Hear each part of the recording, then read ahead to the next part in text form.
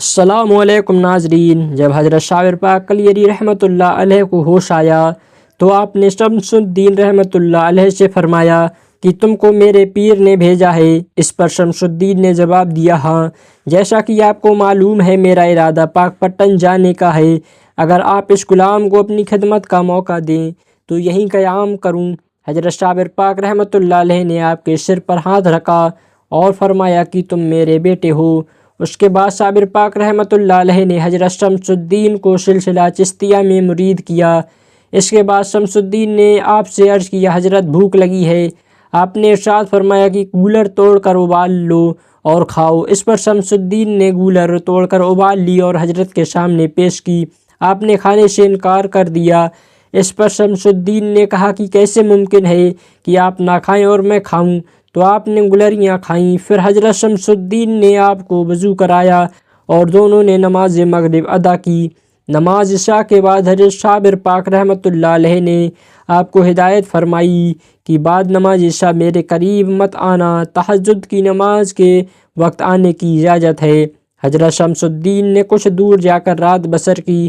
حضرت شمس الدین کا روز کا یہ اصول ہو گیا کہ آپ تہجد کے وقت اپنے پیر کی خدمت میں حاضر ہوتے، ان کو استغراق کی حالت میں پاتے تو 3 بار کلمہ پڑھتے تو ان کو ہوش آ جاتا، پھر ان کو وضو کراتے، بعد نماز تہجد اور فجر پھر عالم استغراق میں پہنچ جاتے اور کبھی کبھی کولر کا ٹہنا پکڑ کر کھڑے ہو جاتے۔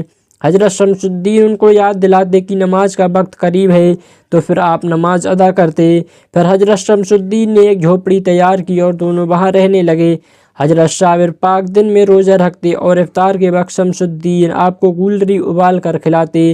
کبھی کبھی اعلی استغراق میں فرماتے کہ خدا کھانے پینے سے پاک ہے، پھر ہوش آتا تو فرماتے ہاں لاؤ، خدا خدا ہی ہے اور بندہ بندہ ہی ہے، سوائے حضرت شمس الدین کے اور کوئی آپ کی خدمت میں نہیں رہا تھا۔ حضرت شمس الدین ہر وقت آپ کی خدمت میں رہتے اور جو ارشاد ہوتا اسے فوراً پورا کرتے۔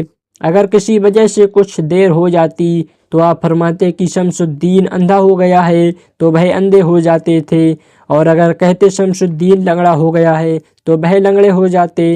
پھر جب آپ کو اپنے بیٹے کا اندھا یا لنگڑا ہونا محسوس ہوتا تو خدا سے دعا کرتے کہ یا خدا میرا ایک ہی شمس ہے، اس کو اچھا کر دے۔ بس حضرت شمس اپنی حالت میں فوراً آ جاتے۔ روایت ہے کہ حضرت شمس آپ کی خدمت میں آئے اور حضرت مخدوم پاک رحمۃ اللہ علیہ کے ساتھ جھوپڑی میں رہنے لگے تو آپ کی خدمت میں حاضر ہوتے اور آپ کی دعا سے ٹھیک ہوتے، لیکن کوئی انسان رات کے وقت آپ کے پاس نہیں ٹھہرتا تھا۔ ایک بار کا ذکر ہے کہ حضرت نظام الدین محبوب الہی رحمۃ اللہ علیہ کا ایک مرید شاعر پاک رحمۃ اللہ علیہ کی خدمت میں حاضر ہوا اور سلام کرنے کے بعد پوچھا کہ آپ کے کتنے مرید ہیں؟ آپ نے فرمایا کہ صرف ایک۔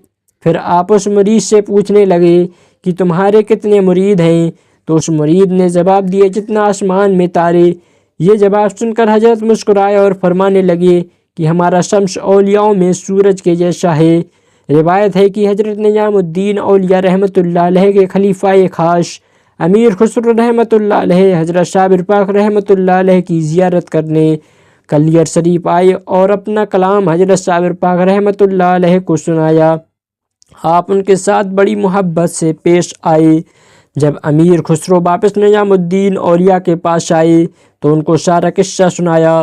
تب حضرت نظام الدین اولیاء نے ان کی آنکھیں چوم لیں اور ہاتھ چوم لیے، کیونکہ انہی آنکھوں سے آپ نے شاعر پاک رحمۃ اللہ علیہ کا دیدار ہوا تھا اور انہی ہاتھوں سے مصافحہ کیا تھا۔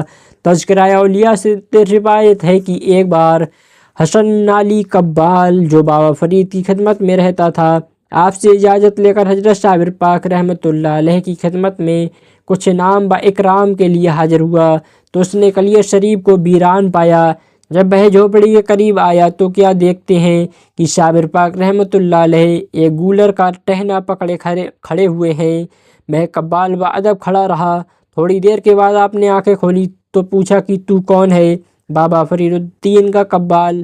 آپ نے پوچھا فرید الدین کون؟ قبال نے جواب دیا آپ کے شیخ۔ اپنے شیخ کا نام سنتے ہی آپ ہوش میں آئے اور پوچھا کہ میرے شیخ اچھے ہیں؟ پھر قبال کو اپنی جھوپڑی میں لے گئے۔ चूल्हे पर एक हांडी रखी हुई थी, उसमें चंद गूलर थे। वह उस कब्बाल को देखकर रुखसत किया। कब्बाल दिल में नाराज हुआ और सोचा कि ये गूलर अपने बाबा फरीद को दिखाऊंगा। तब वह बाबा फरीद की खिदमत में हाजिर हुआ तो उस कब्बाल ने सारा किस्सा सुनाया और गूलर बाबा फरीद रहमतुल्लाह अलैह को पेश किया।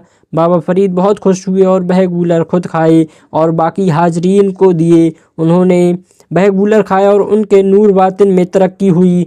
दोस्तों, अगर आपको हमारी ये वीडियो पसंद आई तो चैनल को सब्सक्राइब कर लें। मिलते हैं एक नई वीडियो के साथ। खुदा हाफिज।